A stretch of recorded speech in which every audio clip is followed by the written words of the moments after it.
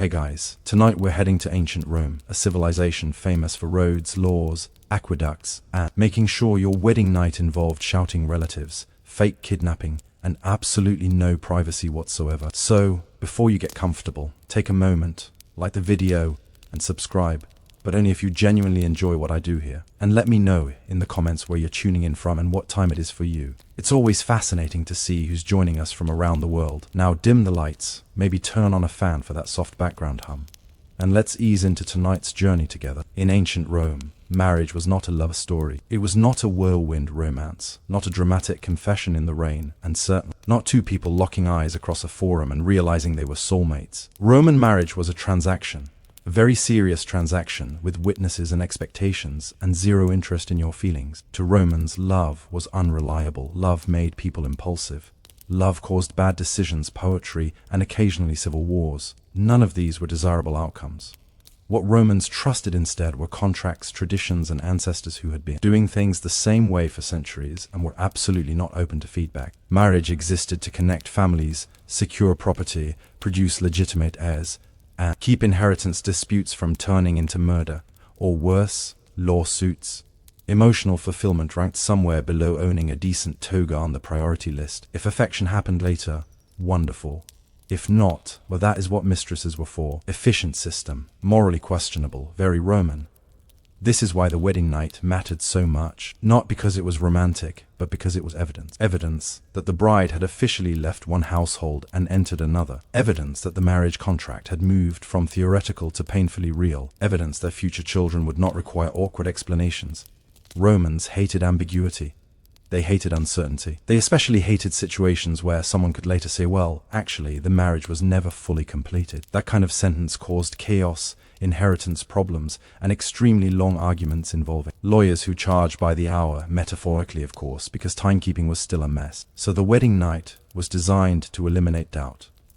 It was loud. It was public. It was witnessed by relatives, neighbors, household gods, and probably at least one uncle who refused to leave. Romance did not enter the room. Tradition did loudly and sat down without asking. The bride was not marrying for herself. She was marrying for her family's future.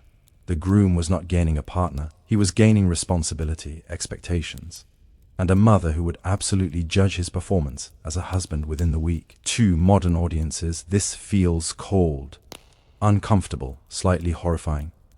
But to Romans, it was stability. A society obsessed with order could not afford emotional spontaneity. Marriage had to be clear, unquestionable, and impossible to undo without serious consequences. Love could come later. First came duty.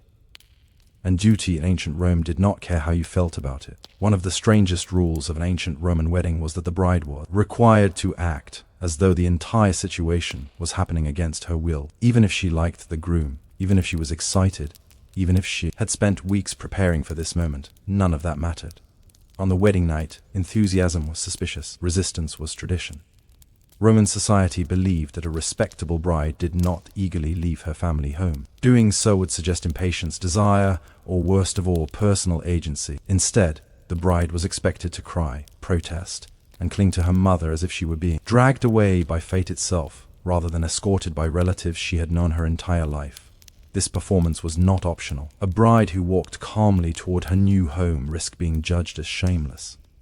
A bride who smiled too much invited gossip. The correct emotional setting was dramatic reluctance mixed with theatrical despair. Think less joyful newlywed and more tragic heroine being written out of her own childhood. Guests fully understood this was an act.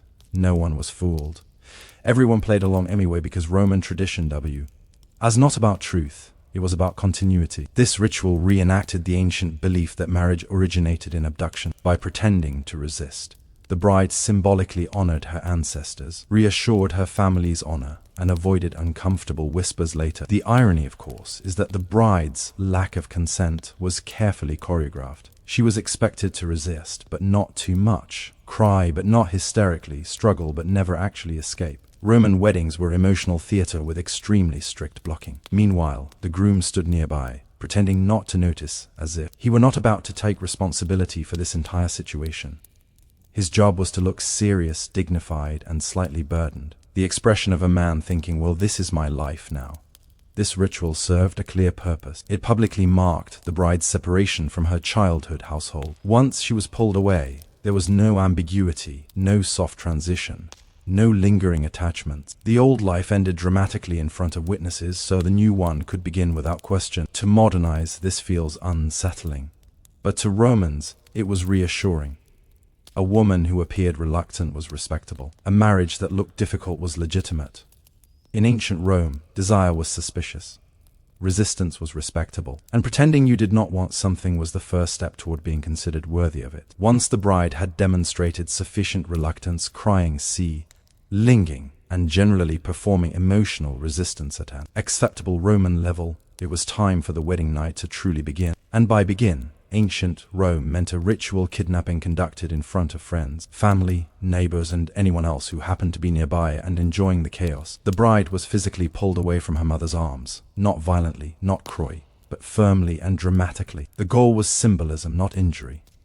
This moment marked the official severing of her ties to her childhood household. From this point on, she no longer belonged to her father's family. She now belonged to her husband's household, its gods, and its expectations.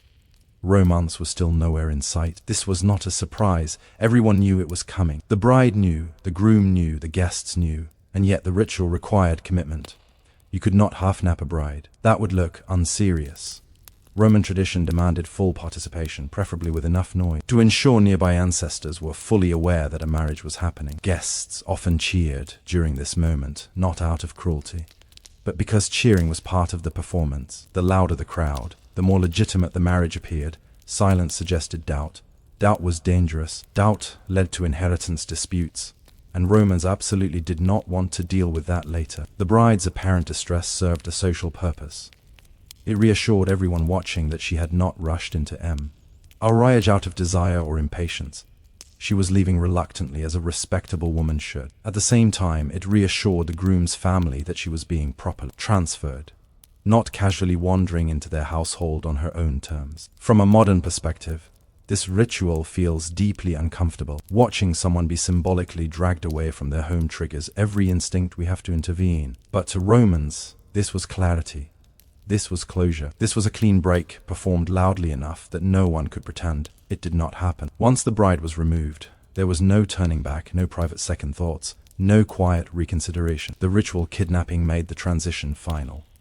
In ancient Rome, marriage did not begin with consent whispered in private. It began with a public declaration that childhood was over, and nothing declared that more clearly than being carried away while everyone watched. Once the bride had been successfully removed from her family loudly, publicly, and with appropriate symbolic distress, the wedding night shifted into its next phase, the torch-lit procession. This was not a gentle walk. This was not a quiet escort. This was a roaming, shouting, fire-filled parade designed to make absolutely sure that everyone within earshot knew a marriage had just occurred. The procession moved through the streets at night, led by friends and relatives carrying torches. Fire mattered here. Fire scared away evil spirits, illuminate did the bride's transition, and added a dramatic flair that said, something irreversible is happening, and we brought flames to prove it. Romans loved symbolism, but they loved spectacle even more. As the group marched, guests shouted jokes, loud ones, obscene ones, jokes so crude that Roman writers later refused to record them, which tells you everything you need to know. This was not poor manners, this was protection. Romans believed laughter and vulgar language confused jealous spirits, who might otherwise interfere with fertility or marital success. If an evil force was listening, the idea was to overwhelm it with nonsense until it gave up. This meant the bride's wedding night began with her being escorted through the city while her relatives yelled things that absolutely should not be repeated in polite company. It was chaotic. It was uncomfortable. It was mandatory, and privacy completely absent. Neighbors leaned out of windows. Children followed along. Strangers joined the noise. The louder the procession, the more legitimate the marriage felt. A quiet wedding night suggested something had gone wrong.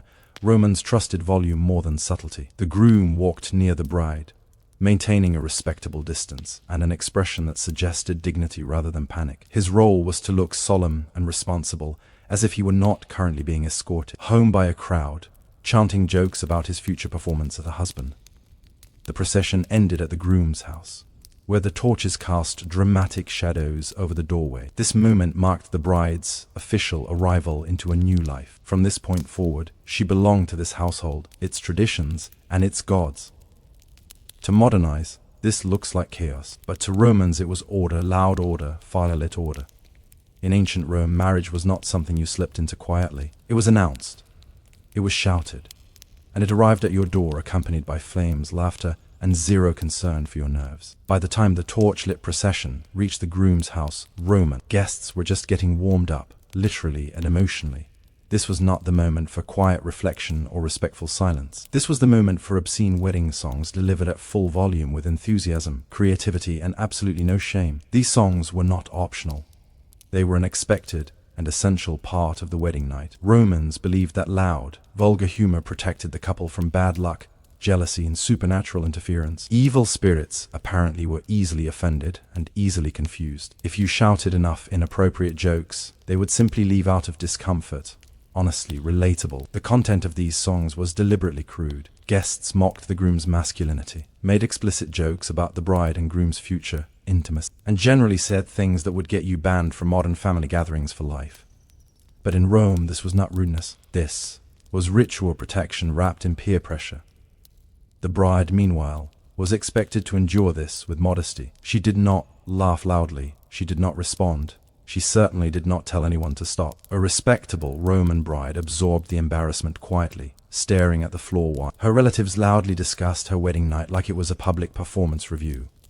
The groom was in a similar position. He was mocked openly, teased mercilessly, and reminded that expectations were high. These songs served a social function. They reinforced community norms, publicly acknowledged the sexual side of marriage, and ensured that everyone understood what the marriage was for. Romance was still nowhere on the schedule, and the audience was large. Neighbors listened. Passers-by stopped. Children absolutely heard things they should not have, but would later pretend not to remember. Privacy was not part of the Roman wedding night. It was a communal event with commentary. Eventually, after sufficient noise had been made and enough spirits had been offended into retreat, the guests moved on to the next stage of the ritual. But the songs mattered. They marked the transition from public ceremony to private obligation. They were the last loud reminder that marriage was not just between two people, but between families, ancestors, and society itself. To modern ears, this feels mortifying. To Romans, it was reassuring. A wedding night without obscene songs would have felt incomplete, dangerous, and suspiciously quiet. In ancient Rome, love might have been private, but marriage was announced with jokes so loud even the gods could hear them. After the shouting, the singing, the public humiliation disguised as tradition, the wedding party finally reached the most deceptively dangerous object of the night, the doorway. To modern people, a doorway is just a rectangle you walk through while checking your phone. To the Romans, it was a supernatural obstacle course filled with bad omens lurking, spirits, and the very real possibility of ruining your marriage by tripping. Tripping over the threshold was considered disastrous. It suggested hesitation, misfortune, or divine disapproval. In other words, it was the kind of small accident that could haunt you for the rest of your married life. At least according to Roman logic. And Roman logic did not care whether the floor was uneven or the bride was exhausted from being dragged through the streets. So, the solution was simple. Do not let the bride walk inside at all. Instead, the groom lifted her and carried her over the threshold. This had nothing to do with romance. No sweeping gestures, no tender symbolism. This was a practical maneuver designed to keep the gods calm and the neighbors satisfied. If the bride never touched the threshold, she could not offend it. Problem solved. This action also quietly reinforced another Roman belief. The bride did not enter her new home by her own choice. She was transferred, installed like a very important household object with opinions. The symbolism was clear and not subtle. The guests watched closely. This was not a moment to mess up. Dropping the bride would have been a disaster of mythic proportions. Slipping would have been discussed for years. Someone absolutely would have blamed it for later marital problems. Oh, the arguments. Of course they argue. Remember the doorway. Once inside, the bride was officially part of the household. The threshold marked the boundary between her old life and her new one. She crossed it once, carried, and that was it. No duvers, no returns, no refunds. To modernize, this feels uncomfortable. To Romans, it was sensible. Doorways were liminal spaces. and liminal spaces were dangerous. Better to handle them carefully, preferably with witnesses and fire nearby. In ancient Rome, you did not casually enter your marriage. You were carried into it, because even a single misstep could offend fate, and fate, according to the Romans, held grudges. Once the bride had been safely carried over the threshold, without tripping, dropping, or offending any invisible forces, attention shifted to the most important object in the house, the bed. This was not just furniture. This was a ceremonial zone, a sacred installation, a heavily supervised piece of household infrastructure upon which the future of the family depended. The Roman marriage bed was prepared in advance with almost paranoid care. Flowers were ranged around it. Woolen bands were tied nearby. Amulets and charms were placed discreetly within reach. None of this was for aesthetics. Romans were not decorating, they were defending. Fertility, prosperity, and domestic harmony were fragile things, and the bed needed every supernatural advantage it could get. The bed itself symbolized continuity. This was where legitimate heirs were expected to be produced, preferably without complications, divine displeasure, or awkward legal disputes later. Everything about the bed communicated seriousness. This was not a place for romance. This was a workplace. The bride was guided toward it carefully, often by female relatives who had opinions and were not shy about sharing them. These women adjusted clothing, offered instructions, and generally ensured that tradition was being followed correctly. The bride did not collapse onto the bed in exhaustion. That would have looked careless. She was placed, positioned, and prepared like someone about to participate in a ritual rather than a private moment. Meanwhile, the groom entered with the confidence expected of a Roman man. Regardless of whether that confidence was earned, Roman society assumed he knew what he was doing. This assumption was optimistic at best, but tradition did not allow for hesitation. Hesitation suggested uncertainty. Uncertainty suggested bad omens. Everyone preferred confident ignorance to cautious doubt. The bed was also public in a way modern people would find horrifying. It was discussed openly, joked about earlier, commented on later. It was never just between the couple. It belonged to the household, the family line, and the ancestors watched quietly from wherever Romans believed ancestors watched from. To modern minds, the idea of a sacred, symbol-heavy bed feels intrusive. To Romans, it was reassuring. It meant the marriage was anchored in ritual, protected by tradition and impossible to misunderstand. In ancient Rome, the wedding bed was not about intimacy. It was about legitimacy. And legitimacy, like everything else in Roman marriage, required witnesses, even when no one was technically in the room. Once the bride was positioned on the sacred bed, surrounded by flowers, wool, expectations, and the collective anxiety of several generations, attention shifted to a very specific piece of clothing, her belt. This was not a fashion accessory. This was a symbolic device loaded with meaning, superstition, and an alarming amount of pressure. The bride wore a woolen belt tied in a special knot associated with strength, fertility, and masculine virtue. The knot itself was often linked to Hercules, a hero famous for power, endurance, and solving problems by applying excessive force. Subtle symbolism was not Rome's strong point. Only the groom was allowed to untie this knot. No assistance, no advice, no second chances. This act symbolized his authority as a husband and his role in continuing the family line. It was less romantic gesture, and more ritual confirmation that you are now responsible for everything that follows. This moment mattered. Untying the knot incorrectly, awkwardly, or with visible confusion would not have gone unnoticed. Even though technically no one was supposed to be watching, Roman culture had a remarkable ability to know things it was not present for. The knot represented restraint, order, control. Its untying symbolized the official transition from maiden to wife. Once undone, the marriage moved from symbolic to real, from public performance to private obligation. And yet, the irony was unavoidable. The groom was expected to perform this task with confidence and authority regardless of whether he had any experience or understanding of what came next. Roman society assumed competence by default. Reality was expected to catch up later. The bride, meanwhile, was expected to remain passive and modest throughout this moment. She did not assist. She did not comment. She did not guide the process. A respectable bride did not rush what tradition had carefully slowed down. To modernize, this feels painfully awkward. A symbolic knot representing cosmic order placed in the hands of two people who barely knew each other, surrounded by a culture that had already discussed their night in graphic detail earlier. Romance was still nowhere to be found. But to Romans, this was clarity. The knot existed to mark a boundary, and its untying crossed it. No confusion, no ambiguity, no emotional interpretatio required. In ancient Rome, marriage did not begin with affection, it began with a knot. And once that knot was undone, there was no pretending the ritual was still theoretical. At this point, you might reasonably assume the wedding night finally became private. The door closes, the torches dim, the relatives politely go home and mind their own business. Absolutely not. In ancient Rome, the guests did not leave. They gathered outside the bedroom door like an emotionally invested audience that had paid for front row seats and fully intended to get their money's worth. Snore. Silence was suspicious. Silence suggested hesitation. Hesitation suggested bad omens. And bad omens were everyone's problem. So the guests stayed. They sang, they shouted, they laughed, they knocked on the door. Sometimes they demanded noise from inside, just to confirm that the marriage was proceeding according to schedule. This was not considered rude. This was considered supportive.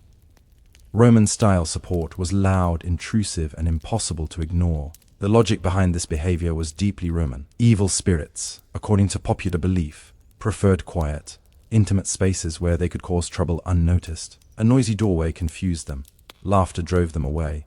Public acknowledgement ensured protection. If something important was happening, it needed witnesses, even if those witnesses were technically standing in the hallway making jokes. The couple inside the room was expected to tolerate this, without complaint. Asking for privacy would have raised eyebrows. Complaining would have been worse. Privacy implied secrecy, and secrecy implied something was wrong. Roman society trusted noise far more than discretion. The groom, in particular, was under pressure. His relatives, friends, and neighbors were very aware of what was supposed to happen next, and they were not shy about commenting on it. The jokes aimed at him were crude, relentless, and designed to remind him of his responsibilities. Masculinity in Rome was a public performance, even when you were behind a closed door. The bride, meanwhile, was expected to remain quiet, modest, and dignified, despite the fact that her wedding night had turned into a spectator sport with commentary. This contradiction did not bother Romans in the slightest. Tradition rarely concerns itself with comfort. Eventually, the noise faded, not because the guests felt satisfied, but because they believed their presence had done its job. The spirits had been chased away. The marriage had been publicly acknowledged. The night could proceed. In ancient Rome, the wedding night was never just between two people. It belonged to the family, the household, and a crowd outside the door making sure tradition was being respected. With the door finally closed, and the crowd lingering just long enough to make sure it really was closed, Roman tradition shifted into one of its favorite contradictions. The bride was expected to be modest, passive, and restrained. The groom, meanwhile, was expected to be confident, capable, and complete, in control of a situation he had likely never experienced before. This expectation was not negotiable. Roman society assumed male competence by default. Whether the groom was prepared, informed, or emotionally ready did not matter. He was a Roman man. That was considered qualification enough. Hesitation was dangerous. Uncertainty suggested weakness. Weakness was unacceptable, especially on a night that symbolized authority, continuity, and social order. The bride, on the other hand, was expected to demonstrate restraint. She did not lead. She did not speak openly. She did not express fear or excitement. A respectable Roman bride was quiet, composed, and obedient, even as her entire future shifted in a single evening. This imbalance was not accidental. It reinforced Roman ideas about hierarchy within marriage. The wedding night was not about shared discovery. It was about roles being established clearly and immediately. One person acted, the other received. Ambiguity was the enemy. And then there was the awkward reality that Roman tradition carefully ignored. Many brides were very young, and many grooms were not exactly experienced teachers. The expectation of effortless competence collided with human uncertainty in ways Roman culture preferred not to acknowledge. There were no guides, no gentle conversations, no space for mistakes. Tradition assumed everything would simply work itself out back. Oz tradition always assumed it was right. Any discomfort was framed as normal. Any confusion was to be endured quietly. Complaining would have suggested that the ritual itself was flawed, and that was unthinkable to modern audiences. This feels deeply uncomfortable. The lack of communication, the imbalance of expectations, the silence demanded from one side. All of it highlights how different Roman values were from our own.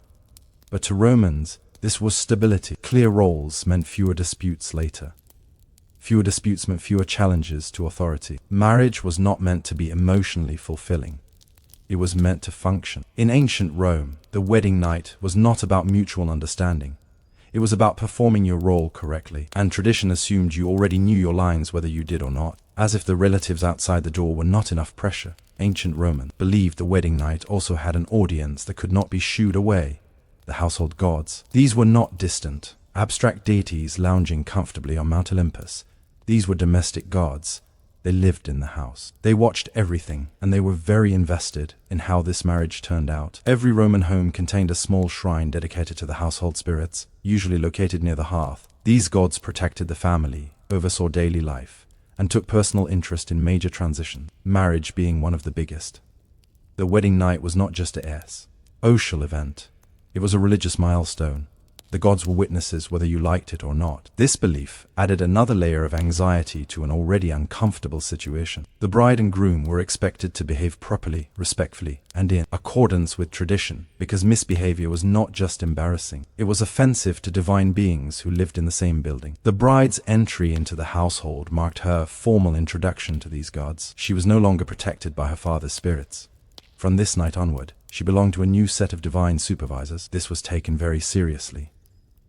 A marriage that displeased the household gods risked infertility, illness, or general misfortune, the Roman equivalent of leaving a bad review with the universe. To appease these gods, certain rituals were observed, offerings were made, words were spoken, actions followed prescribed patterns. Nothing was left to chance.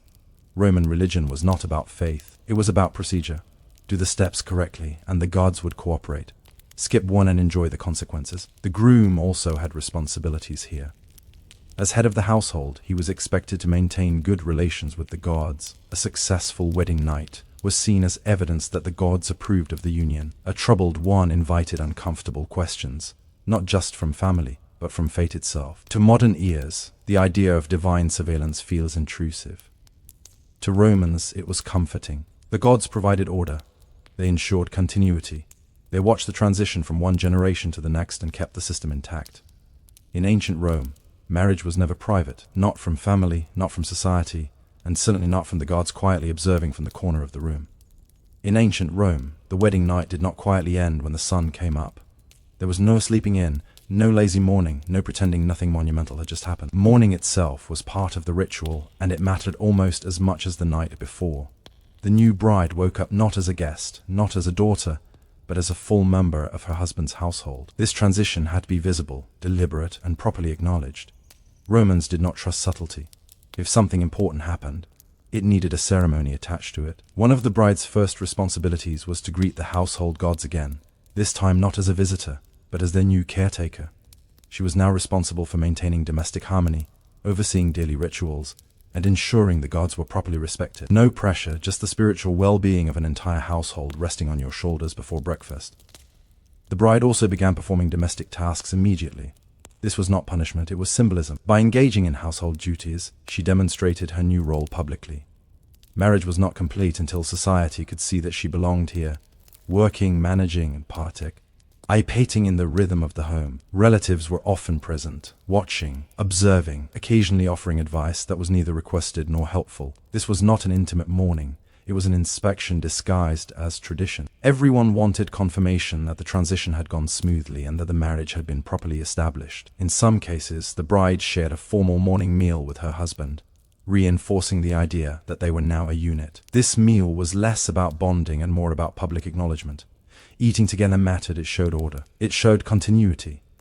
It showed that the system was still functioning. The groom, meanwhile, stepped fully into his role as household leader. The wedding night marked his assumption of responsibility, not just for a wife, but for future children, property, and divine relationships. Marriage was not a reward. It was an obligation. To modern audiences, this immediate return to structure feels harsh. There is no recovery period, no emotional processing. But to Romans, this was reassurance. The faster life returned to order, the more successful the marriage appeared. In ancient Rome, marriage was not sealed with romance. It was sealed with routine.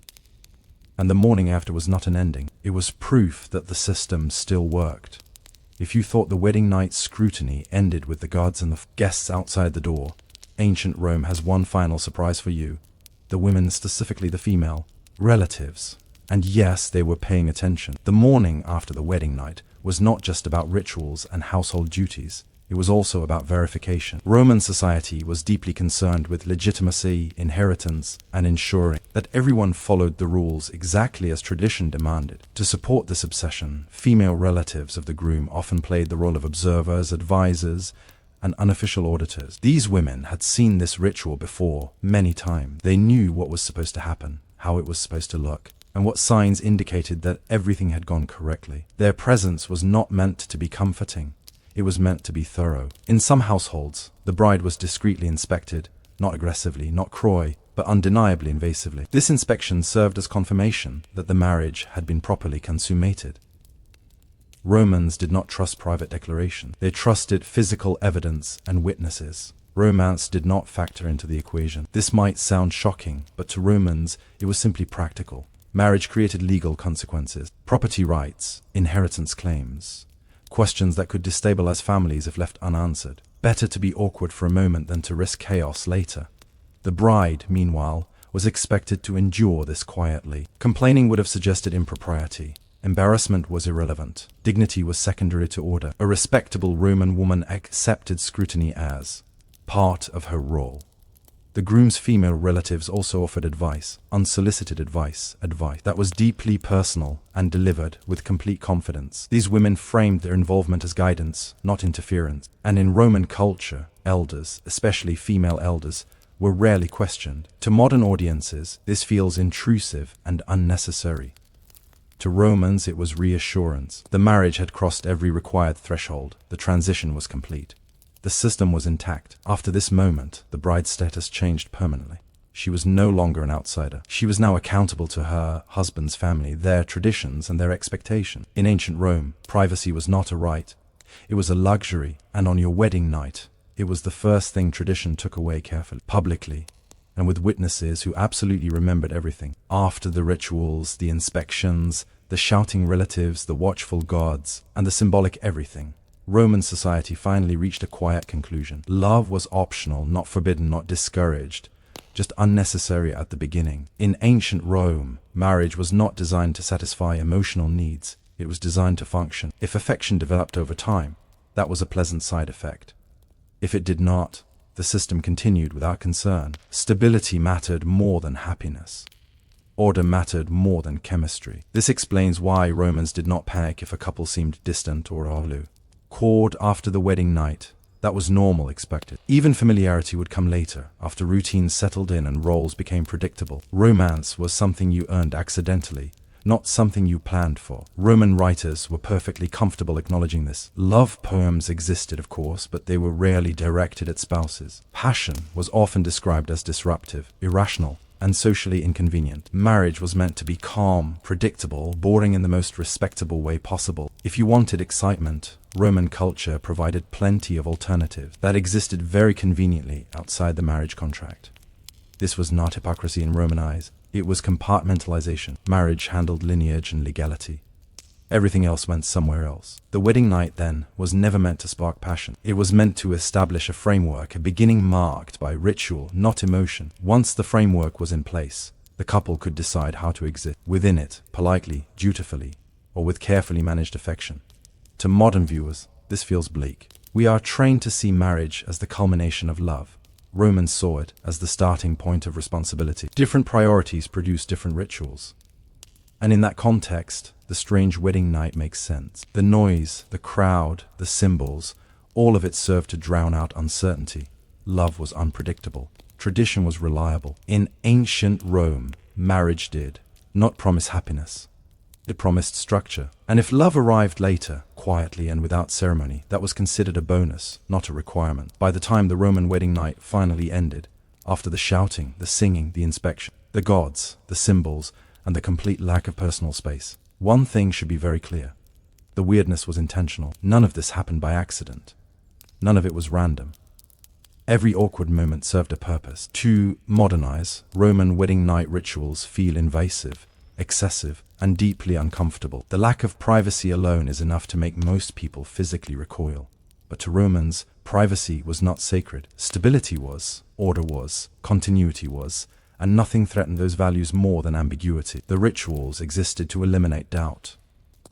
Doubt about whether the bride had truly left her old household. Doubt about whether the marriage had been completed, doubt about legitimacy, inheritance, and the future of the family line. Every chant, every torch, every shouted joke worked together to say one thing very clearly: this transition has happened and it cannot be undone. The wedding night was not about the couple's feelings. It was about society reassuring itself that everything was still in place. The system still worked. The rules still applied. The gods were satisfied. The ancestors were calm. The future was secured. That is why the rituals were public. That is why they were loud. That is why they were uncomfortable. Silence would have invited uncertainty. Privacy would have created room for doubt. And Romans, above all else, feared disorder. In a way, these rituals reveal something deeply honest about Roman culture. They did not pretend marriage was romantic. They did not hide its function behind soft language or idealized stories. Marriage was a tool, a powerful one, and tools needed clear instructions and witnesses. To us, it feels cruel. To them, it felt responsible. And perhaps that is the strangest part. The rituals were not meant to celebrate love. They were meant to protect society from chaos. Romance could come later, quietly if it wanted to. But tradition always came first, loudly and without apology. So, when we look back at ancient Rome and shake our heads at their bizarre wedding nights, we are really seeing a culture that valued certainty over comfort. A world where survival depended on everyone knowing their place and staying in it. In ancient Rome, the wedding night was not a private beginning. It was a public guarantee. And weird as it turns out, was exactly the point. Margaret of Anjou did not arrive in England as a warrior, a schemer, or a villain. She arrived as a girl of 15 sent across the Channel in 1445 as part of a diplomatic bargain meant to end a long, exhausting war. Her marriage was not romantic, strategic, or even particularly flattering. It was a surrender dressed up as a wedding. England gave up territory and France received no dowry and gained a teenage queen whose value, at least on paper, was her obedience. Margaret quickly learned that England was not a place for obedient queens. Her husband, King Henry VI, was gentle, devout, and catastrophically unfit to rule. He preferred prayer to politics and charity to command. At moments of crisis, he simply vanished into himself, slipping into long mental collapses that left the kingdom leaderless. At first, Margaret stayed in the background, doing what was expected of her. She bore insults quietly. She learned the factions at court. She watched men argue over power while her husband stared at the floor. Then, England began to crack. Noble families armed themselves. Old grudges resurfaced. The crown weakened, and with it the fragile peace holding the realm together. The House of York began to challenge royal authority, not openly at first, but with the slow confidence of men who sensed blood in the water. Margaret saw the danger before most did. A queen with no power learns to read rooms very carefully. When Henry collapsed completely in 1453, the illusion ended. The king was alive, but England had no ruler. Margaret, heavily pregnant, was suddenly the only person near the throne who could act. This was the moment that defined her. She did not retreat to prayer. She did not ask politely for protection. She stepped forward. Her son's birth later that year changed everything. Prince Edward was not just an heir. He was proof that the Lancastrian line would continue. Arya understood what that meant in a country sliding towards civil war. If the crown fell, her son would not be spared. Boys born into disputed thrones rarely died peacefully. From that point on, Margaret stopped pretending she was merely a queen consort. She became a guardian, a strategist, and eventually a commander. England's civil war did not begin because of her, but it would soon revolve around her. By the early 1450s, England was ruled by absence. Henry VI still wore the crown, but his mind drifted far from the business of kingship. During his long mental collapse, he could not speak, could not recognize his own child, and could not govern. Power, as it always does, rushed to fill the vacuum. And this time it was his wife who stepped into it. Margaret of Anjou was not officially named regent. England was not ready for that. A foreign-born woman ruling outright was too much for the political imagination of the time. Instead, power became informal, negotiated in private chambers and behind closed doors. Margaret attended councils, influenced appointments, and blocked her enemies where she could. Every move she made was criticized. When she spoke, she was accused of arrogance. When she stayed silent, she was accused of plotting. Her greatest threat had a name: Richard of York. He was male, English-born, militarily respected, and dangerously close to the throne by blood. When Henry collapsed, Richard positioned himself as the natural protector of the realm. To Margaret, This was not stewardship, it was a quiet coup. She understood something many men underestimated. Once a rival controls the machinery of government, removing him becomes nearly impossible. What followed was not open war, but a slow, strangling contest. Margaret fought to keep her son recognized as heir. Richard fought to weaken her influence and present himself as England's savior. Noble families chose sides. Armies began to gather, not yet marching but ready. This was the prelude to the Wars of the Roses. Though few yet grasped how deep the bloodshed would go, Margaret's reputation hardened during this period. Chroniclers portrayed her as domineering, emotional, and dangerous. These were not neutral descriptions. A woman exercising power was, by definition, seen as unnatural. Yet Margaret's actions were brutally logical. She was defending her husband's crown and her son's future in a system designed to strip both away from her. By the time Henry briefly recovered and Richard was sidelined, the damage was already done. Trust was gone. Swords had been drawn, if not yet swung. Margaret had learned the rules of power the hard way, and she was done pretending she did not know how to use them. Once violence became inevitable, subtlety died quickly. The political maneuvering that had defined Margaret of Anjou's early years in power gave way to something far more dangerous. Open war. The simmering rivalry between Lancaster and York finally exploded in 1455 at the First Battle of St. Albans. It was short, chaotic, and decisive. Yorkist forces emerged victorious. Royal authority collapsed in public view, and Margaret learned a brutal lesson. Mercy would not save her family. The battle left the king once again helpless, and the Yorkists emboldened. Richard of York was reinstated as protector of the realm, a position that placed him closer to the throne than ever before. Margaret was effectively sidelined, pushed away from court, and treated not as queen, but as a threat that needed to be contained. For a woman whose power had always been unofficial, this was dangerous territory. Influence only matters when you can access it. Margaret responded by doing something no English queen consort had done before. She raised her own political faction. Traveling through the north of England, she built alliances with noble families loyal to Lancaster, promising protection, favor, and survival. This was no longer about advising a king. This was about organizing resistance. Her court became mobile, her household a command center. Chroniclers later mocked her for this, calling her reckless and unfeminine. What they meant was effective. By 1460, England was no longer pretending it was at peace. The Wars of the Roses were now unmistakably underway. Margaret's forces clashed repeatedly with Yorkist armies, sometimes winning, sometimes retreating, but always returning. She personally oversaw troop movements, negotiated funding, and coordinated strategy. While she did not fight, with a sword, she was present, directing, deciding who lived and who was sacrificed for the cause. Her greatest gamble came when she allowed Parliament to declare Richard of York a traitor. It was a bold, irreversible move. By stripping him of legal legitimacy, she forced the conflict into a fight to the death. There would be no reconciliation now, only victory or extinction. When Richard of York was killed at the Battle of Wakefield, Margaret stood at the peak of her power, but war rewards no one for long. Each victory sharpened her enemies. Each decision deepened the bloodshed, and the crown she fought to protect was becoming heavier with every fallen body beneath it. The death of Richard of York should have ended the struggle. For Margaret of Anjou, it was meant to be the moment when the war tipped decisively in her favor. The Yorkist claimant lay dead, his ambitions buried with him after the Battle of Wakefield. Margaret had removed her most dangerous rival. But history rarely rewards clean victories. Instead of peace, England received something worse: escalation. Richard's death did not break the Yorkist cause.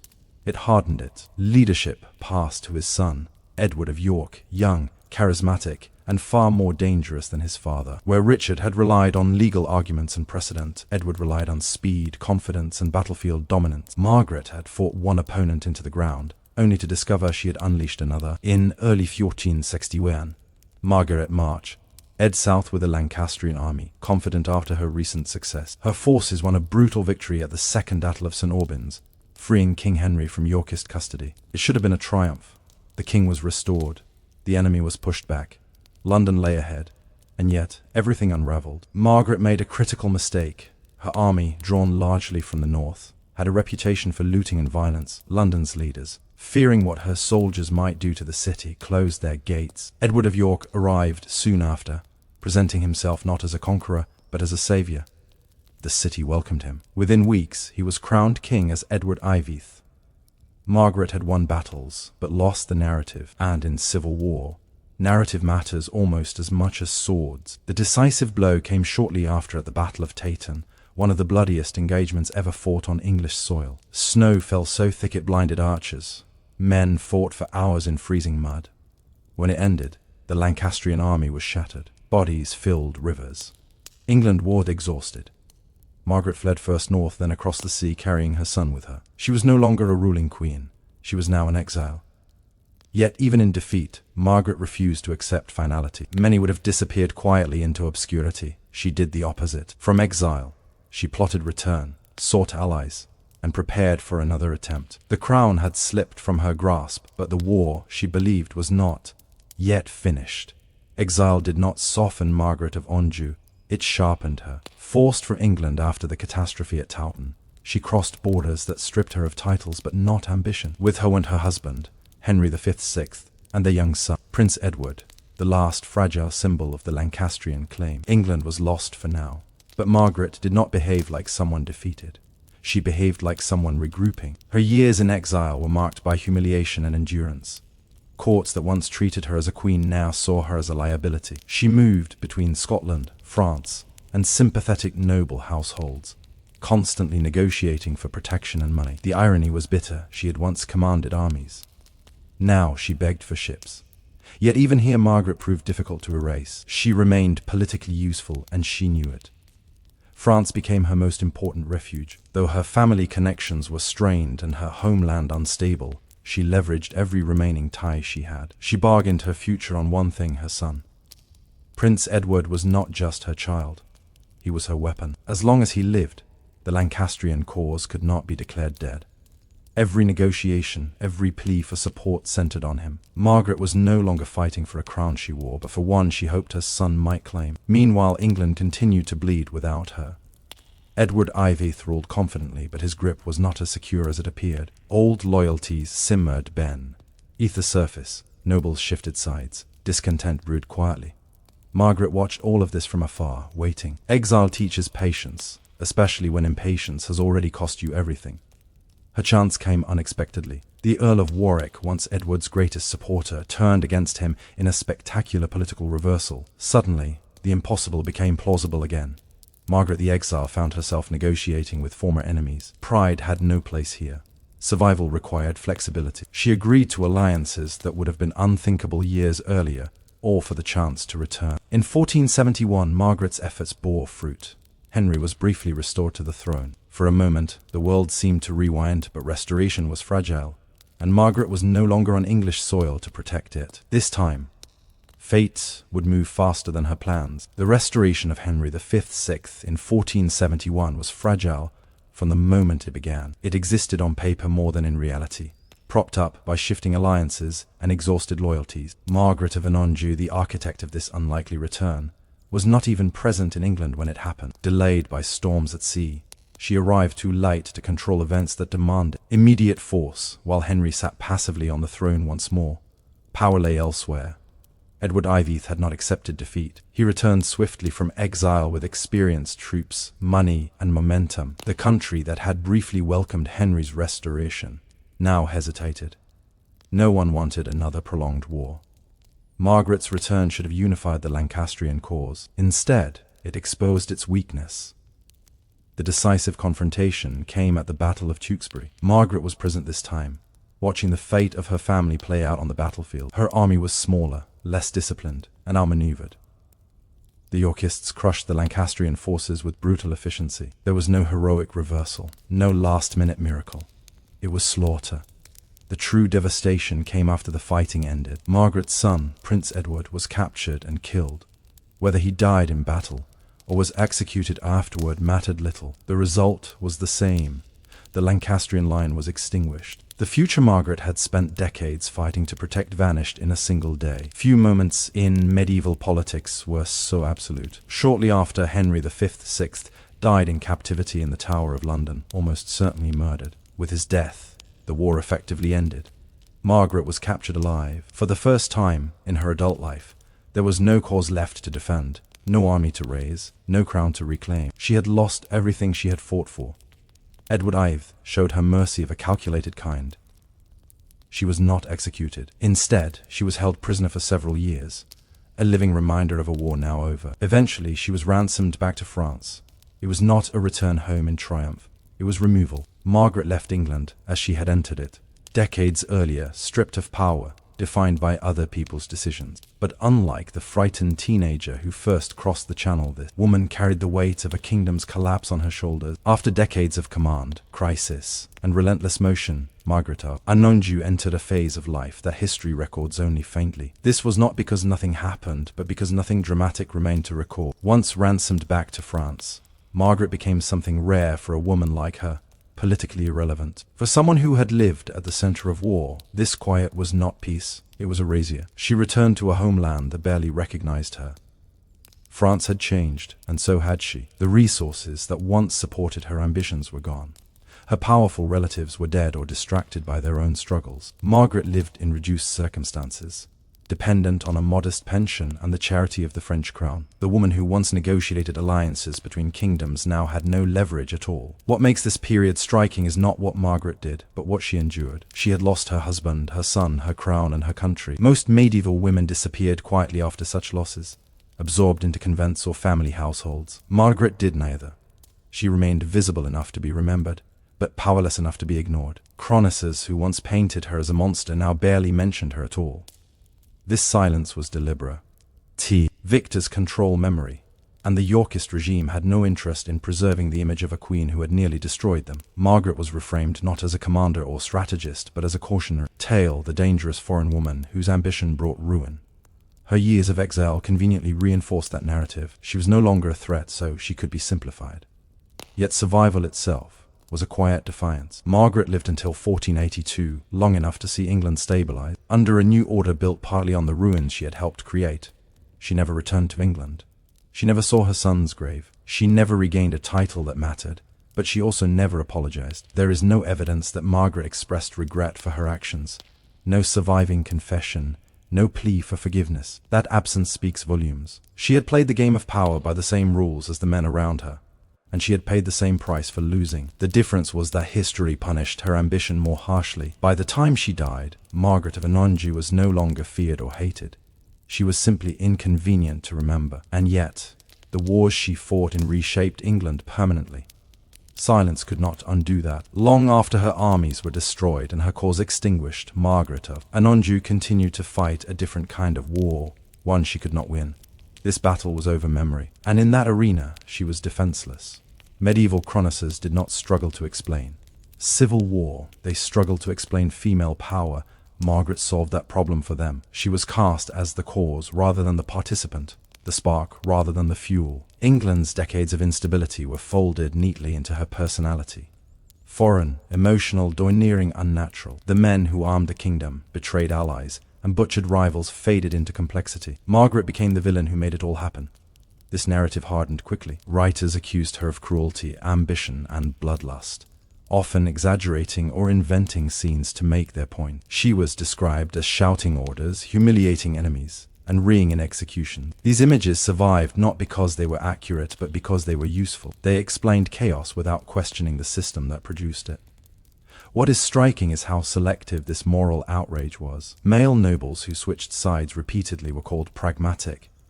Kings who plunged England into war were called unfortunate. A queen who refused to surrender her son's inheritance was called monstrous. Margaret did not behave unusually for a political leader of her time. She behaved unusually for a woman. Later generations inherited these judgments uncritically. Plays and poems reduced her to a caricature, a screaming harridan haunting battlefields and courts. Even centuries later, her name was shorthand for disorder. It was easier to remember her as a warning than to confront the uncomfortable truth that Angel and civil war was driven by structural failure, not one woman's will. Modern historians have been less forgiving of that simplification. When stripped of myth, Margaret emerges not as a destabilizer but as a responder to crisis. She acted because no one else would. She fought because surrender meant annihilation. Her mistakes were real, but they were shared by nearly every man who led armies in the same war. History rarely asks whether a woman in power had better options. It asks why she dared to have power at all. Margaret of Anjou became infamous, not because she failed, but because she tried. And in a medieval world that preferred obedient queens, that attempt was unforgivable. When Margaret of Anjou died in 1482, there was no ceremony worthy of a queen who had once commanded armies and bent kingdoms around her will. She passed quietly in France, far from the land that had consumed her life. England barely noticed, and yet her shadow lingered longer than many crowned kings. Margaret's true legacy is not found in victories or defeats, but in what she represented. She was one of the first queens in English history to exercise power openly and relentlessly during a civil war, not as a regent in name, not as a symbolic figurehead, but as a decision-maker. She negotiated alliances, raised armies, and made ruthless choices under pressure. That alone placed her outside the boundaries medieval society had drawn for women. The tragedy of Margaret's life is not that she failed, but that success was never a stable option. Every path available to her carried catastrophe. If she remained passive, her husband would be replaced and her son eliminated. If she acted, she became the embodiment of disorder. Power punished her either way. She chose action. The England that emerged after the Wars of the Roses was shaped by the conflict she fought in. Stronger monarchy reduced noble independence, a deeper fear of civil war. Later rulers learned from the chaos she helped expose. Even the Tudor dynasty, which benefited from the war's aftermath, ruled a country transformed by decades of bloodshed. Margaret did not win the crown for her son, but she helped end an era where weak kings could drift without consequence. In that sense, she was not simply a losing side in history's ledger. She was part of the mechanism that forced change. Civil wars do not have heroes, but they do have catalysts. Margaret was one of them. What remains striking is her refusal to disappear when history demanded it.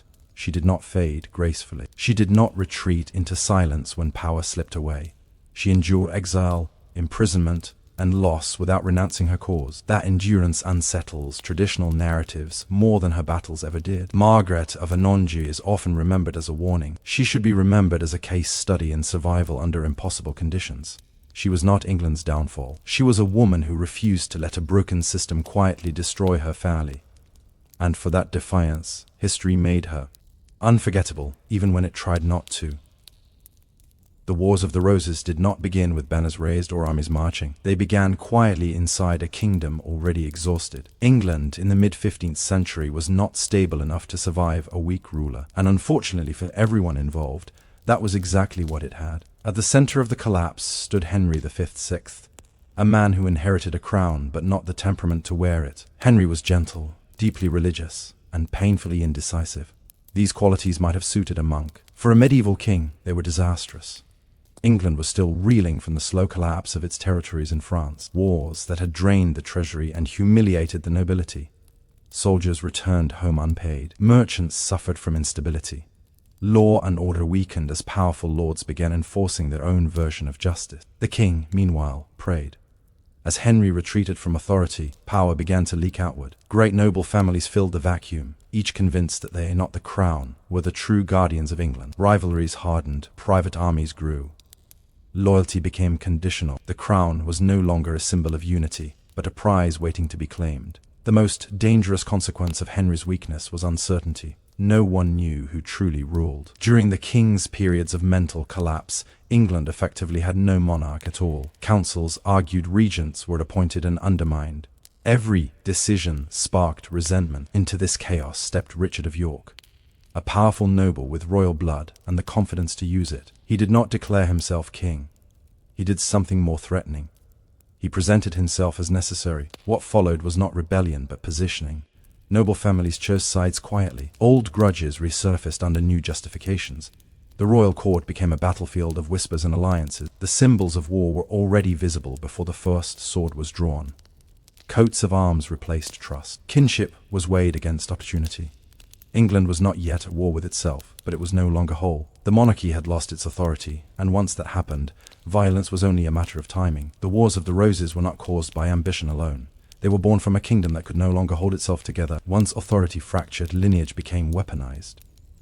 In theory, the English crown followed a clear line of succession. In practice, 15th century genealogy was a mess of overlapping claims, dead heirs, and convenient interpretation. The houses of Lancaster and York were not outsiders fighting the throne. They were family, and that made the conflict far more dangerous. Both sides descended from Edward III, whose many sons had produced too many legitimate claimants for a single crown. The Lancastrian kings ruled through Henry VI, descended from Edward's third son. The Yorkists traced their claim through both the second and fourth sons, which on paper gave them a stronger hereditary argument. That fact mattered less than how often it was repeated.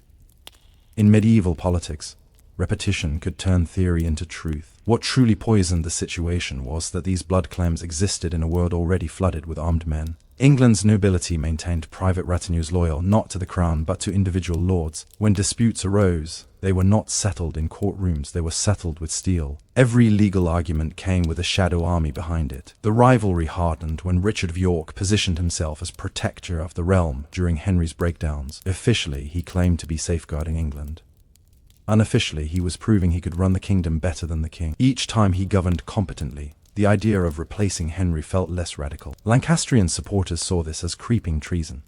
Yorkist supporters saw it as inevitable reform. Neutral nobles watched carefully, waiting to see which side offered survival. Loyalty shifted, not based on morality but timing. Choosing too early was dangerous. Choosing too late was fatal. What makes this phase critical is that war was still avoidable. There were negotiations, compromises, and half-measures. But none addressed the real issue. England had too many powerful men and no strong centre to restrain them. Every truce simply postponed violence. Every agreement bred suspicion. By the time the first armies gathered, the question was no longer who had the better claim, it was who would strike first. In a system where weakness invited removal, restraint became a liability. Bloodlines provided justification, swords provided resolution, and England was rapidly running out of reasons not to use them. The moment diplomacy collapsed, violence rushed in to replace it. The first true rupture came in 1455 at the Battle of St. Albans, a short, savage clash that shattered any illusion that England's crisis could be solved quietly. What had once been whispered arguments over bloodlines and governance turned into open killing in the streets. The Wars of the Roses had begun, and there would be no clean way out. At St. Albans, the forces of Richard of York struck decisively against Lancastrian loyalists. Several of the king's closest allies were killed, not in grand heroic combat, but in close chaotic fighting. The king himself, Henry V, was captured. That single moment sent a clear message across the realm. The crown could be seized and the sky would not fall. From then on, restraint became weakness. Noble families scrambled to reassess their positions. Some switched sides immediately. Others armed themselves and waited. The countryside filled with small bands of soldiers wearing household colours rather than royal insignia. England was no longer fighting foreign wars. It was consuming itself. What made this conflict especially brutal was its intimacy. The battles were not distant affairs between strangers. They were fought between cousins, former allies, and neighbours. Noblemen who had shared tables now shared battlefields. Prisoners were rarely spared because mercy invited revenge later. Executions followed victories with chilling speed. Power changed hands not through law but through survival. The violence also reshaped political behaviour. Parliament became a weapon rather than a forum. Victors used it to legitimize their rule, declare enemies traitors, and confiscate lands. Losing a battle no longer meant temporary disgrace. It meant legal erasure. Titles vanished. Families were destroyed. Estates were redistributed to the loyal. As battles multiplied, England learned a dangerous lesson. Force worked. Each successful coup encouraged the next. Each deposition normalized the idea that kings could be replaced. The crown lost its sacred distance. It became another prize on the field. By the late 1450s, England was trapped in a cycle it could not break. Victory demanded total defeat of the enemy. Compromise became impossible. Politics had failed. Blades now dictated the future. And with every clash, the cost of ending the war grew higher. Civil war has a way of accelerating careers. Men who might have spent decades climbing courtly ladders suddenly found themselves standing on battlefields deciding the fate of England. No one benefited more from this brutal compression of time than Edward IV, the young son of Richard of York. Where his father had moved Artfully, Edward moved fast. And in a war defined by momentum, speed mattered. After Richard of York was killed in battle, many expected the Yorkist cause to collapse. Instead, it transformed. Edward was tall, confident, and visibly martial in a way that appealed to exhausted nobles and common soldiers alike. He did not argue genealogy in council chambers, he argued with victories. In early 1461, he marched south, gathering support, not through legality, but through presence. Towns opened their gates. Men joined his banner because he looked like a king who could actually win. His coronation as king did not end the war. It intensified it. For the first time, England had two competing monarchies, each claiming legitimacy and each willing to kill to enforce it. Edward's greatest test came at the Battle of Tun, fought in appalling conditions. Snow blinded archers. Mud swallowed the wounded. The scale of death shocked even hardened veterans. When it ended, the Lancastrian army was destroyed, and with it any immediate challenge to Edward's rule. Towton did not bring peace. It brought dominance. Edward IVth ruled decisively, redistributing lands, rewarding loyalty and crushing resistance. For a time, it worked. The kingdom, exhausted by years of chaos, accepted stability even if it was enforced with fear. England had not healed, but it had paused, yet the war had changed the rules forever. Edward's rise proved that a crown could be taken and held by force alone. Birth mattered, but battlefield success mattered more. This lesson lingered, unsettling every noble who watched it unfold. If one king could be overthrown, so could another. Beneath the surface of Edward's reign, resentment brewed. Former allies felt sidelined. Old loyalties resurfaced. The war had crowned a victor, but it had not resolved the disease that caused it. England was stable only so long as Edward remained unchallenged, and history had already shown how temporary that could be. Once the crown proved movable, loyalty became negotiable. The middle years of the Wars of the Roses were defined less by ideology than by betrayal. Alliances shifted not because beliefs changed, but because survival demanded flexibility. Nowhere was this more visible than in the rise and fall of the man later known as the Kingmaker. The Earl of Warwick had been instrumental in placing Edward IVth on the throne. He commanded armies, negotiated marriages, and projected authority on Edward's behalf. For a time, Warwick was the engine of Yorkist power. But civil war rewards ambition poorly. As Edward grew more confident, he relied less on his former mentor. Decisions were made without Warwick's approval. Honours went elsewhere. Influence slipped. Warwick's response was not loyalty, it was recalculation. In a move that stunned England, Warwick turned against the king he had helped create. He allied with his former enemies, the Lancastrians, proving that in this war, yesterday's traitor could become today's ally. The Rev. Ursel was not moral, it was strategic. Warwick believed he could control a restored Lancastrian monarchy more easily than an independent Yorkist king. England reeled from the shock. If the most powerful noble in the realm could switch sides, no alliance was safe. Armies marched again. Battles reignited old wounds. Edward was briefly driven into exile. In an extraordinary reversal, Henry V/6 was restored to the throne, not through strength, but because others moved him there like a political prop. This period exposed the true nature of the conflict. The war was no longer about Lancaster versus York. It was about control. Kings were symbols.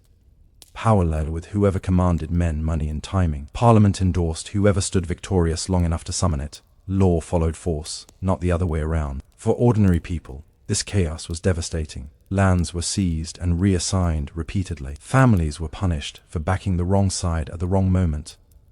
Justice depended on which banner flew overhead that week. The nobility played a lethal game of musical chairs, and England paid the price. By now, betrayal was no longer shocking. It was expected. The only real question left was who would betray whom next, and whether England could survive another reversal. By the early 1470s, the Wars of the Roses had reached a dangerous stage. This was no longer a struggle to claim power.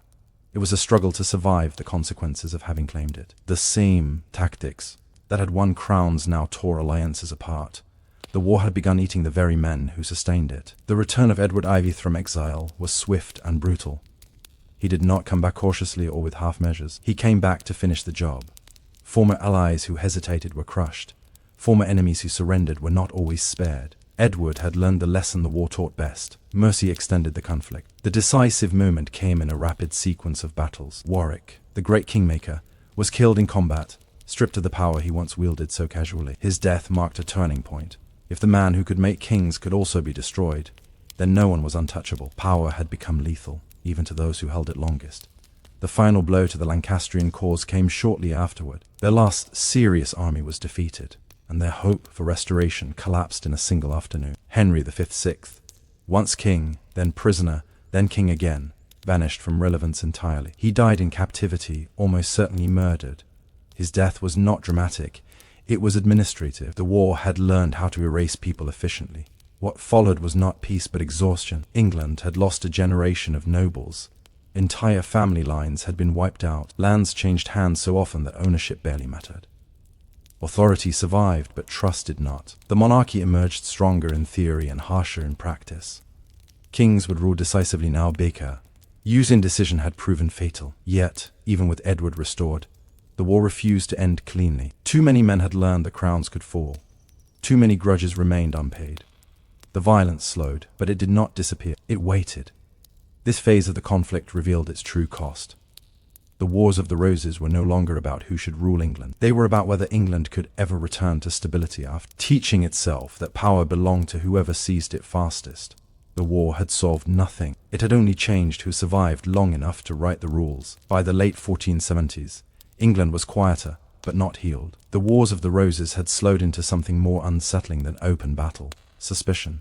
Edward IV sat firmly on the throne, yet everyone understood how temporary that security could be. Too many kings had fallen too quickly for confidence to come easily. Edward ruled with greater authority than any monarch since the war began. He rewarded loyalty decisively and crushed dissent before it could grow. Noble independence was killed. Private armies were discouraged. The lesson of the war was clear. Strong kings survived. Weak ones vanished. For a time, England accepted this arrangement. Stability, even enforced, was preferable to chaos, but the war had trained England to expect challenges. When Edward died suddenly, the fragile balance snapped again. His heir was a child. Power shifted to regents and protectors. Old instincts returned immediately. Why? The crown once again looked vulnerable, and vulnerability invited ambition. Within months, the boy king disappeared from history and Richard III took the throne. The justification was legal. The result was familiar. Richard's reign was short, tense, and shadowed by doubt. He ruled competently, but legitimacy haunted him. In a kingdom trained by decades of civil war, perception mattered as much as law. Every rumor carried weight. Every alternative claimant felt plausible simply because replacement had become normal. Into this uncertainty stepped a new figure, Henry Tudor. His claim to the throne was weak, tangled, and laughable on paper. In any other century, it would have gone nowhere. But this was post-war England. Bloodlines mattered less than momentum. Henry promised an end to the cycle. More importantly, he offered exhausted nobles a chance to stop choosing sides every decade. Support gathered slowly, not out of passion, but fatigue. Men who had survived the wars wanted finality. They did not need Henry to be perfect. They needed him to end the killing. As Henry landed in England, the war's final phase took shape. It was no longer Lancaster versus York. It was exhaustion versus uncertainty. England stood at a crossroads shaped by 30 years of betrayal and bloodshed, waiting to see whether the crown would fall one last time or finally stay put. By 1485, England had reached the limit of its tolerance for uncertainty. 3 decades of shifting crowns had trained the kingdom to expect collapse, yet desperately crave finality. The last act of the Wars of the Roses would not be long, but it would be decisive. It centered on 2 men who understood exactly what was at stake. On one side stood Richard III, a hardened veteran of civil war. He had grown up surrounded by betrayal and bloodshed, and ruled with a clear understanding of how fragile power could be. Richard was not incompetent nor universally hated. He governed firmly, attempted legal reforms, and projected strength. But legitimacy clung to him poorly.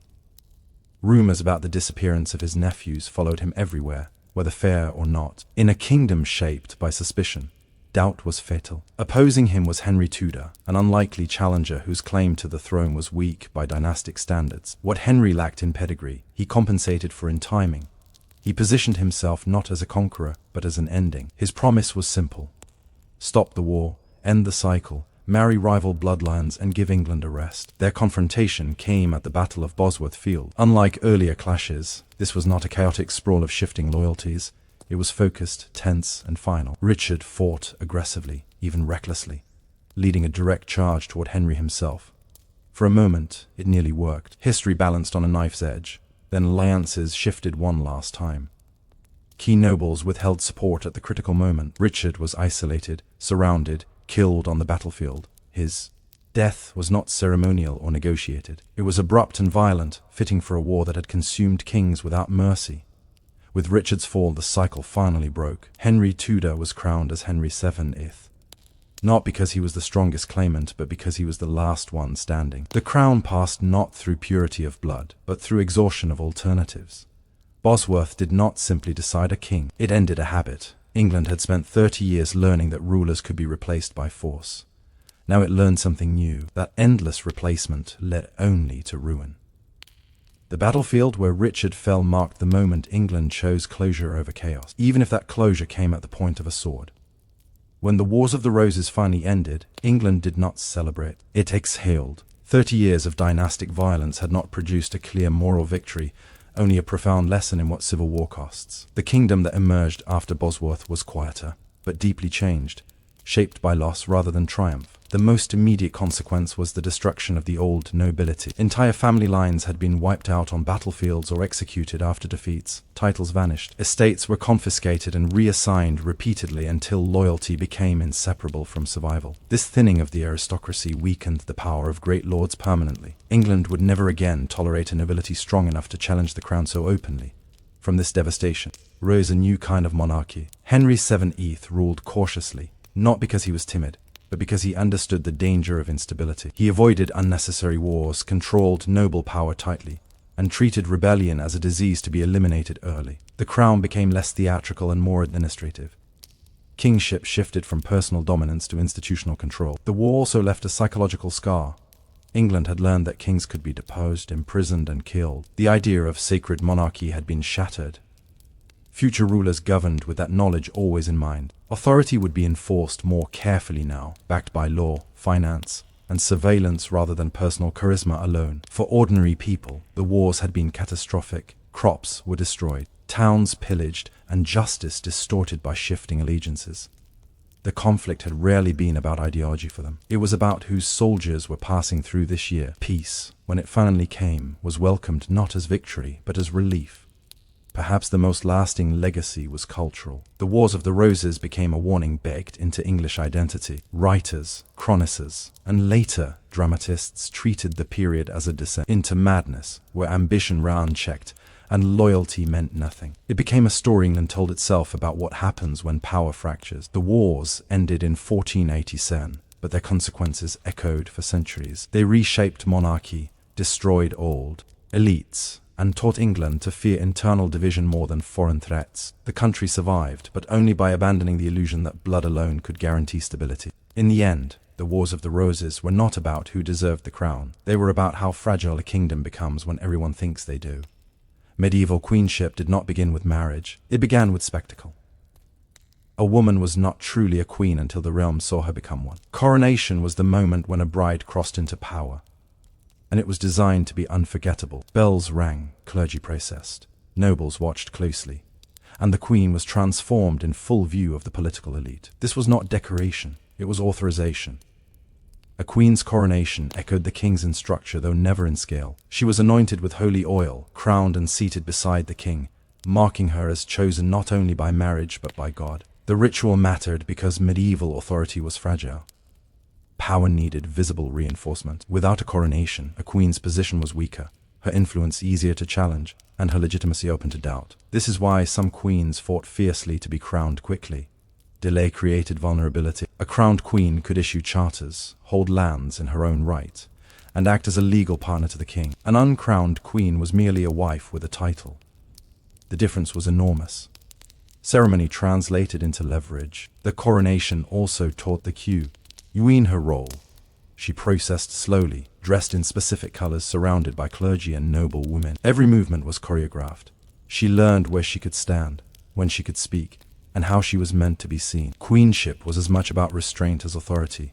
Power was permitted only when expressed correctly. Importantly, the ceremony sent a message to the nobility. The queen was now part of the machinery of rule. She could intercede, influence appointments, and serve as a bridge between factions. Ignoring her was no longer polite distance. It was political risk. History offers many examples of queens who understood this instinctively. Ella of Aquitaine, crowned twice in her lifetime, used ceremony to reinforce her status in two kingdoms. She did not rely on charm alone. She relied on visibility. Being seen mattered as much as being capable. Medieval politics ran on symbols, and the queen was one of its most carefully managed symbols. Her coronation was the first lesson in that reality. From that day forward, everything she did would be watched, interpreted, and remembered. Queenship was not granted quietly. It was announced loudly so that no one could later pretend it did not exist. When a medieval king was absent, incapacitated, or dead, the crown did not simply pause. Someone had to rule. In those moments, queens stepped into one of the most delicate roles in medieval politics: regency. A regent queen did not replace the king. She preserved him, or, more often, his heir, until power could safely pass on. Regency was never automatic. It had to be justified, negotiated, and constantly defended. A queen ruling for a child king or an absent husband walked a narrow path. She was expected to govern effectively while pretending she was only holding the seat warm. Too much authority looked like ambition. Too little invited chaos. Every decision carried risk. What made queens suitable for regency was not sentiment, but lineage. A queen was tied to the ruling dynasty by marriage and motherhood. She embodied continuity. Nobles might distrust each other, but they trusted bloodlines. The queen governing in her son's name was seen as protecting the future of the realm, not advancing herself. That distinction mattered enormously. Yet, regency was rarely peaceful. Councils formed around the queen, often dominated by powerful men eager to guide or restrain her. Regents were watched closely. Military failures, unpopular taxes, or political unrest were blamed on her judgment. Success, meanwhile, was often credited to advisors. Queens were held responsible without being fully acknowledged. Some regent queens mastered this balance with remarkable skill. Blanche of Castile ruled France during her son's minority with firmness that shocked her critics. She led armies, crushed rebellions, and negotiated alliances, all while insisting she acted solely as a mother defending her child's crown. Her authority was real, but carefully framed. Others faced harsher resistance. Isabella of France, acting against her husband, crossed the invisible line between regency and usurpation. History punished her for it. The difference was not competence, it was perception. Regency revealed a central truth of medieval queenship. Women could rule, but only under specific conditions. They needed the cover of necessity, the language of duty, and the promise that their power was temporary. Queens who respected those rules often governed effectively.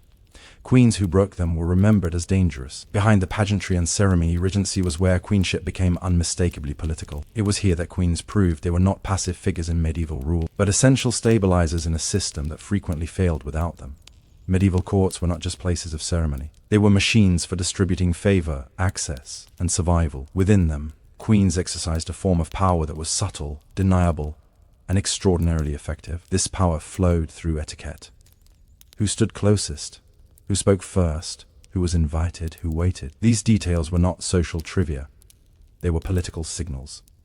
A queen's household was her primary base of influence. Ladies in waiting, chaplain, secretaries, and attendants were not chosen randomly. They came from noble families whose loyalty mattered. By selecting who served her, the queen quietly shaped alliances. To place a woman near the queen was to elevate her entire family. To remove her was a warning. No proclamation was needed. Everyone understood. Access to the queen was access to the king. Petitioners who could not reach the monarch often sought the queen instead. Intercession became one of her most powerful tools. A queen could present requests as mercy rather than policy, softening decisions that might otherwise provoke backlash. This made her invaluable and dangerous. She could advance causes without appearing to govern.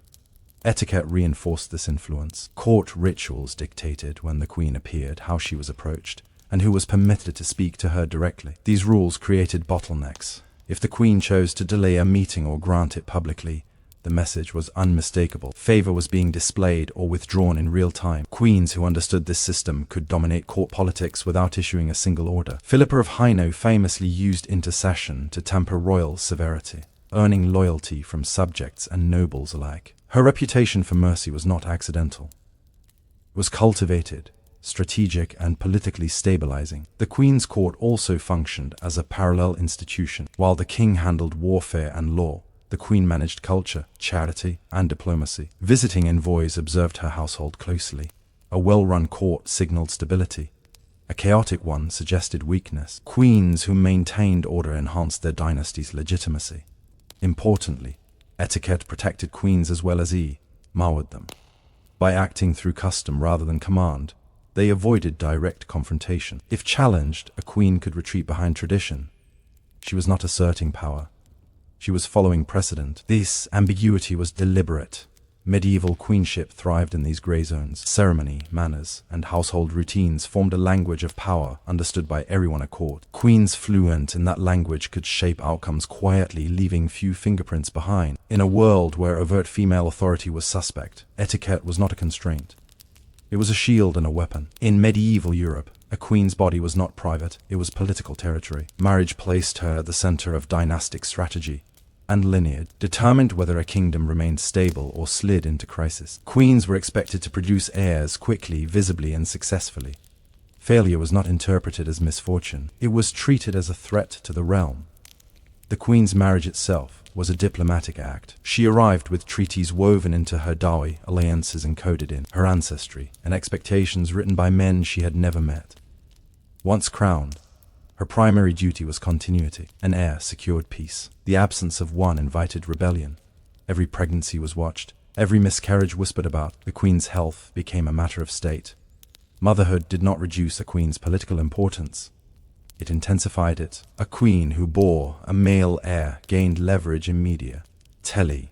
She became the guardian of the future, a living guarantee that the dynasty would continue. This status protected her influence, and in some cases allowed her to act decisively in moments of crisis. A childless queen, by contrast, stood on unstable ground. Her value could be questioned.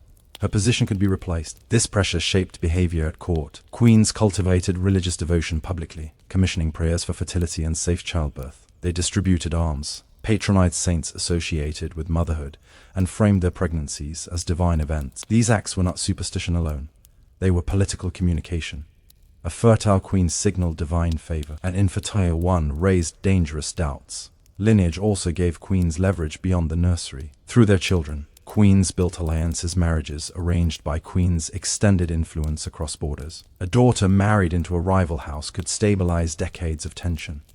A son betrothed strategically could prevent war. Queens were often deeply involved in these negotiations, even when men claimed final authority. Some queens understood this power instinctively. Margaret of Anjou fought relentlessly to protect her son's claim because she knew what his survival meant politically. Her authority flowed from motherhood as much as marriage. To attack her son was to attack the future she represented. In medieval queenship, lineage was currency. The womb was a site of power, and Queens who navigated this reality successfully could shape the fate of kingdoms without ever stepping onto a battlefield. Beyond ceremony and motherhood, medieval queenship rested heavily on diplomacy. Queens were not merely decorative companions to kings. They were living bridges between courts. Born into foreign dynasties, raised in multilingual environments, and trained in etiquette from childhood, queens were uniquely suited to manage relationships that kings often complicated with pride or threat. A queen's foreign origin, so often criticized, was actually an advantage. She carried kinship ties that could soften hostilities and open channels unavailable to male rulers. Letters sent in a queen's name carried a different tone. They invoked family, obligation, and shared blood rather than dominance. In an age where insult could spark war, this mattered enormously. Queens frequently hosted envoys, negotiated marriages, and mediated disputes behind closed doors.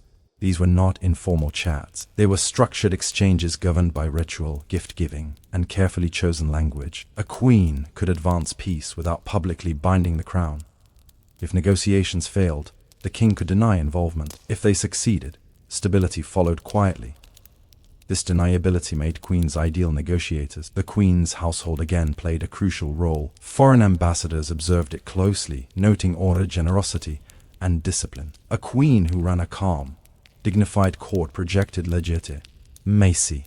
Disorder suggested weakness. Queens who understood this curated their image carefully, knowing reputation traveled faster than armies. Some queens became legendary for their diplomatic skill. Eleanor of Aquitaine moved effortlessly between courts, cultures, and political systems, using charm, intelligence, and lineage to influence outcomes across Europe. Her power did not rely on decrees. It relied on presence. People listened to her because she represented continuity between rival worlds. Queens also acted as internal diplomats. They mediated between hostile nobles, soothed offended families, and repaired alliances damaged by royal decisions. When a king needed to retreat without losing face, the queen often provided the excuse. Mercy granted at her request looked humane rather than weak. This diplomatic role required restraint. Queens who spoke too boldly risked accusations of manipulation. Those who remained too quiet lost relevance. Success lay in balance. The most effective queens made others feel heard while steering outcomes subtly in their favor. In a medieval world obsessed with honor, queens operated in the margins where honor bent. They persuaded where kings commanded. They softened where crowns hardened.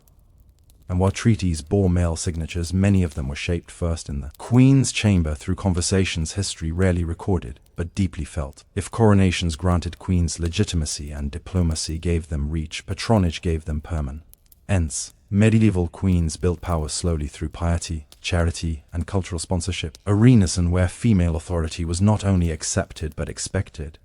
This was not soft power in the modern sense. It was structural. Queens were major patrons of religious institutions. They founded monasteries, endowed churches, commissioned altarpieces, and supported clerical careers. These acts signaled devotion, but they also created networks of obligation. The convent funded by the queen prayed for her family, supported her political interests, and reinforced her reputation as divinely favored. In a deeply religious society, moral authority translated into political insulation. Piety also protected queens from criticism. A visibly devout queen was harder to accuse of ambition or corruption. Her actions could be framed as service rather than strategy. This did not mean queens were naive. It meant they understood optics. Public prayer, pilgrimages, and almsgiving were carefully staged reminders that the queen stood on the side of God and order. Patronage extended beyond religion. Queens sponsored artists, chronisters, poets, and scholars. The stories told at court mattered. Chronicles shaped memory. Songs reinforced loyalty. A queen who controlled cultural output influenced how her reign and her dynasty would be remembered. Silence could erase enemies. Praise could elevate allies. Charity was another key tool. Queens distributed food during famines, ransomed captives, and intervened on behalf of the poor. These acts were highly visible and widely reported. They created goodwill beyond the court, anchoring the monarchy to the everyday lives of subjects. When unrest threatened, a beloved queen could calm it more effectively than soldiers. Some queens used this authority decisively. Matilda of Scotland cultivated a reputation for learning and generosity that stabilized her husband's rule and softened opposition. Her moral standing gave her political weight without formal command. Importantly, patronage outlived queens themselves. Foundations continued to pray for them. Endowments carried their names forward. Memory became infrastructure. Even queens who lost political battles often won the long game of remembrance through institutions that survived them. In medieval queenship, power did not always mean issuing orders. Sometimes it meant shaping the moral landscape in which orders were obeyed. Patronage allowed queens to root their authority in faith, culture, and care, forces that endured when armies failed and alliances shifted. Medieval queenship was never tested more severely than during crisis. War, invasion, rebellion, or the collapse of royal authority forced queens into roles far beyond ceremony. In these moments, tradition bent or broke, and queens were judged not by etiquette but by results. Survival itself became a political act. When kings marched to war or were captured, queens often became the most stable authority left behind. They organized defenses, raised funds, secured loyalty, and maintained order in fracturing realms. This was not theoretical leadership. It involved issuing commands, managing fortifications, and negotiating with hostile forces. The language of queenship shifted from intercession to command, even if chronicles tried to soften it afterward. War also exposed queens to extreme vulnerability. Captured queens were powerful hostages. Their treatment sent messages to allies and enemies alike. A queen imprisoned harshly signaled total victory. A queen treated honorably suggested restraint or negotiation.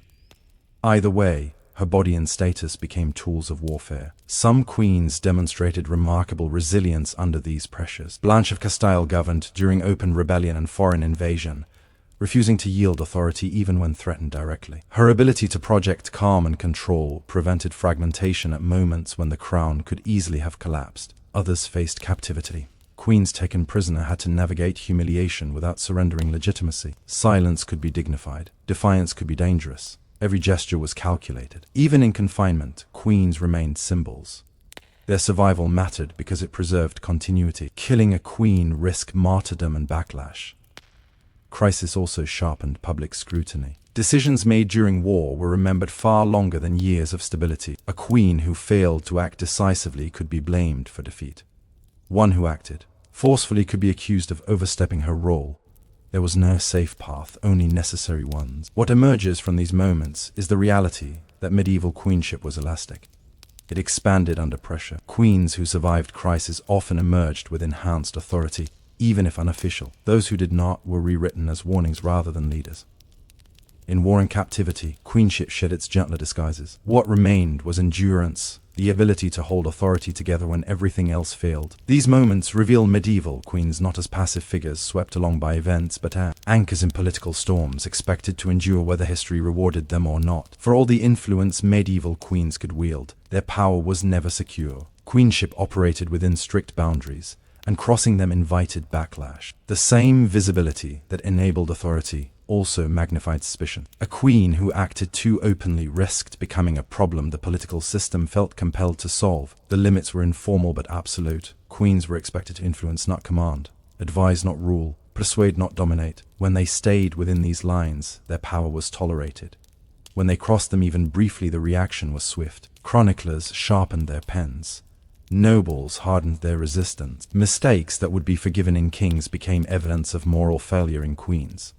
This backlash was not about competence. It was about discomfort. Medieval politics accepted female power only when it was framed as necessary, temporary, or maternal. A queen acting decisively during crisis might be praised. The same queen acting decisively during stability was accused of ambition. Context determined legitimacy more than outcome. Visibility made this worse. Queens lived publicly. Their words were repeated. Their gestures were interpreted. Silence could be read as plotting. Speech as manipulation. Queens rarely had the luxury of neutrality. Once influential, they were watched constantly, and watchfulness bred resentment. This is why queens often relied on intermediaries. Advisors spoke for them. Councils executed their wishes. Orders were delivered indirectly. Plausible deniability was survival. When something succeeded, it could be attributed to consensus. When it failed, the queen could retreat behind custom. This was not weakness. It was adaptation. Some queens paid heavily. When this balance collapsed, Isabella of France crossed from influence into overt political action. Anne was remembered less for stabilizing a failing realm than for violating expectation. Her effectiveness did not save her reputation. The narrative demanded punishment. Others learned to disappear at the right moment. Retreat could preserve legacy. Withdrawal was sometimes the most powerful move available. Queens who recognized when to step back often survived politically longer than those who pressed their advantage. The price of queenship was constant elfess surveillance. Every act required calculation. Power was possible but never free. The system allowed queens to rule, but only if they accepted that legitimacy could evaporate overnight. Understanding these limits is essential to understanding medieval queenship. Queens were not powerless.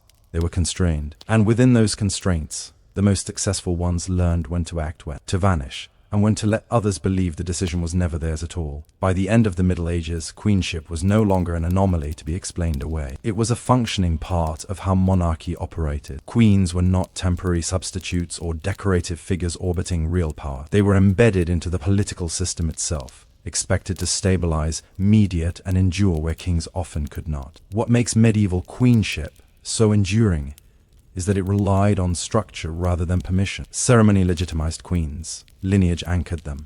Households empowered them. Custom protected them. Even backlash followed predictable patterns. Queens learned to operate inside this framework, bending it without breaking it. Their authority did not depend on radical change. It depended on mastery of existing rules. This is why queenship survived even as individual queens failed. When one queen fell from favor, another replaced her without dismantling the role itself. The system absorbed conflict. A queen could be disgraced, imprisoned, or sidelined. But the office of queenship remained intact, ready for the next woman to occupy it. That continuity is not accidental. It reflects how essential the role had become. Queens provided stability in a volatile political environment. They linked dynasties across borders. They softened transitions between reigns. They acted as guardians during minorities and anchors during crises. Even queens who never ruled openly shaped outcomes through patronage, intercession, and influence. Their absence would have created gaps the system was not equipped to fill. Importantly, medieval queenship was not a single experience. It varied by kingdom, personality, and circumstance. Some queens ruled boldly, others ruled quietly. Some thrived in regency, others dominated through culture or diplomacy. What unified them was not style but function. Each queen was expected to serve the crown in ways kings could not or would not. This perspective challenges the idea that female power in the Middle Ages was accidental or exceptional. It was expected, regulated, and often relied upon. The system distrusted it, constrained it, and punished it when it strayed too far. But it also depended on it. Medieval queenship was not about breaking the rules.